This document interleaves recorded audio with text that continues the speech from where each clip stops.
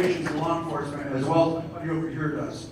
So please, keep that model going. That was excellent yesterday, what Mr. Trump said, and I loved it, okay? How do we reach the uninformed voter? Because I'm really disappointed in people that are uninformed that are going to carry this election possibly. How do we educate the uninformed? Can I get a round of applause for fourth generation?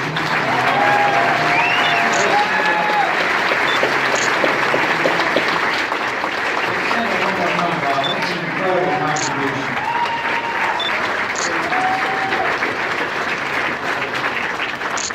God bless your families. Honestly, on your second question, I will tell you that all the cable TV shows in the world, all the front pages of newspapers in the world, all the editorials, all the tweets in the world, don't matter a little beans. When somebody you know walks up to you and says, "Let me tell you why I vote for Donald Trump." And everywhere I go in this country, we were down in New Mexico yesterday. We're back to the Hoosier State today. I'm going to be in New Hampshire tomorrow. I mean, I'm just telling people, go tell somebody. Because the sheer weight of you taking time to find somebody at work, at worship, outside the drugstore, and just saying, put that great Make America hat on again, and just walk up to them and say, "For real, you know me, let me tell you why I'm so passionate about this." Because word of mouth is still the most powerful media in America, and it always will be. It is the currency of the American people, and the American people are going to decide this election. And so we've got to get started.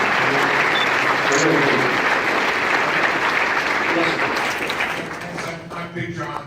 I actually did the topping off party for Mr. Trump for the Trump Tower here in Vegas. Did you really? A small catering company. And Mr. Trump didn't order one party, he ordered two. So anyway, I got 3 pieces of advice, if I may. Be so bold. We support you endlessly and 100,000%. But I think this will help.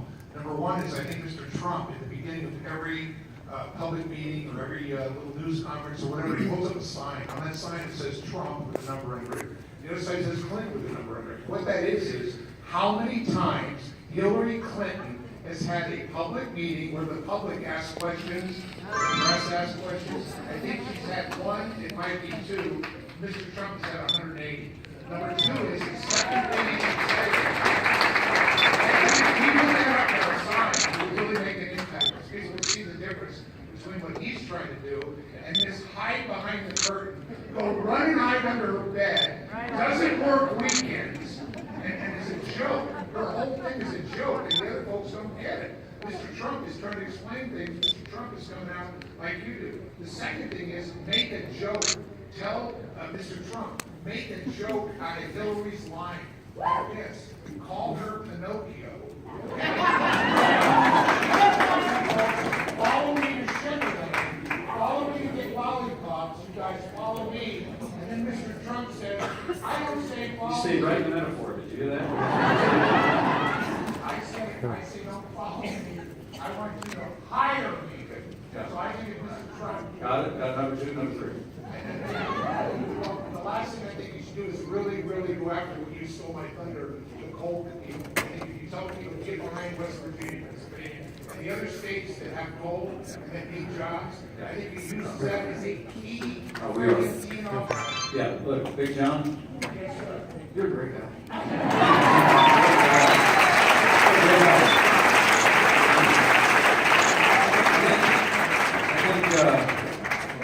This guy's like unnerving. I feel like saying, I'm in New York today. I think you really make a terrific point about, Donald Trump is out. It's extraordinary to be with him, campaigning with him, and we did right after the convention for several days, and then we campaigned together about once a week, maybe a little bit more, and it's exciting to be with him because he's with the American people. He's listening to the American people. He's talking to the American people, and I couldn't be more proud to stand with him. But Big John, thanks for your thoughts. Let me bounce over here real quick, and then I'll get to this familiar looking gentleman. Yes, sir. What's your first name? Jim, I really want to thank you. You had a marvelous speech. We're all looking for this great country to rise up again. My thirst excuse me, my concern is for the two ranching families, the Bundys and the Hammonds. Their constitutional rights have been trampled by the Bureau of Land Management. I hope and pray that when you get in your office, you'll look into that.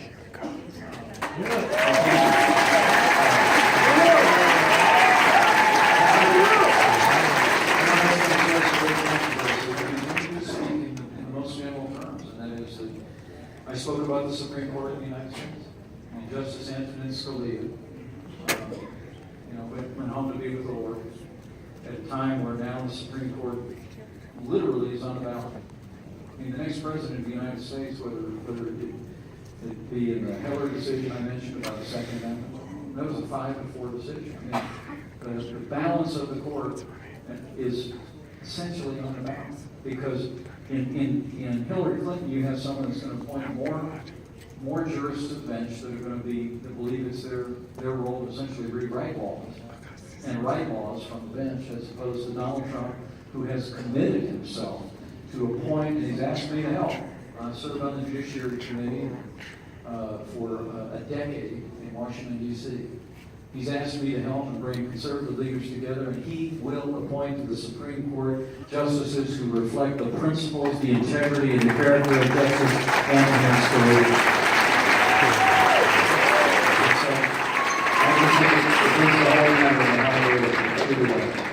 Okay, let's see. One more question. You gonna hold the mic for me? Okay.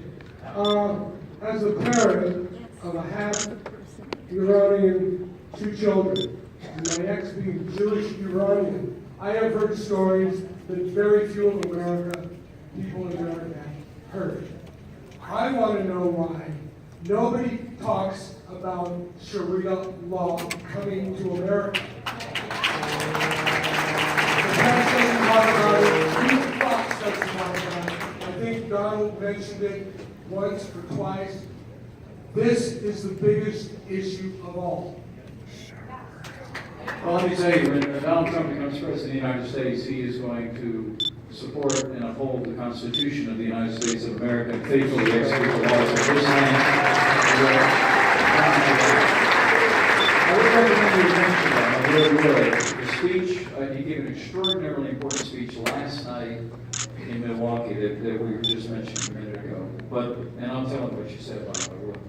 But let me also recommend to your attention a really important speech that he gave in Youngstown, Ohio. I was with him, talking about how we confront radical Islamic terrorism. And it is a multi-level approach. It is a multilateral approach. Many people, essentially, even some of his critics, came out and described it as one of the most serious speeches dealing with that issue and the threat that radical Islamic terrorism presents in the world today that have been given in years. And so I recommend it very much to your attention, and appreciate your time. Where did Bob go? Is this going to be the last one?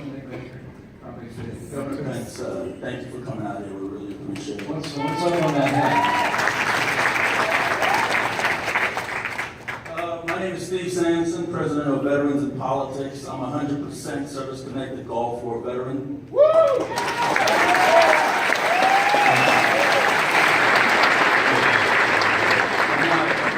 My question, Governor, a few years ago, we did a survey of veterans are returning back from combat that suffered from TBI and PTSD. There are over 145,000 veterans incarcerated in our prisons and jails in this country. What are we going to do to treat them instead of incarcerating them?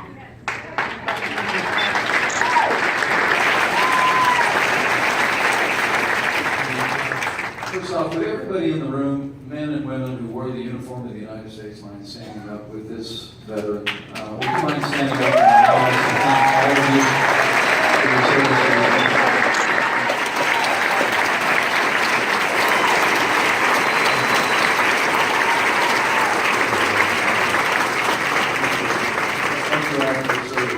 Thank you for being a champion for our veterans and for healthcare. You know, it's interesting. I'm going back to Indiana tonight, and on Friday we're going to break ground on the first new mental health hospital in the state of Indiana in a generation.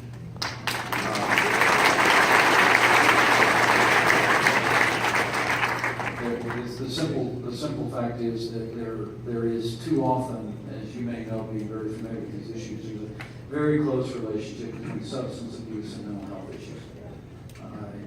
In the state of Indiana, we've done a couple of things. Number one, we just raised the mandatory minimum penalties for people that are selling drugs to our kids. We just got tougher on people that sell drugs. The other is we're expanding access to treatment for people that are caught up in opiate abuse has become an epidemic across the country. I'm sure it's true here in Nevada. It is in Indiana and everywhere. But making treatment more available, to your point, for our veterans is just as poignant and just as needful.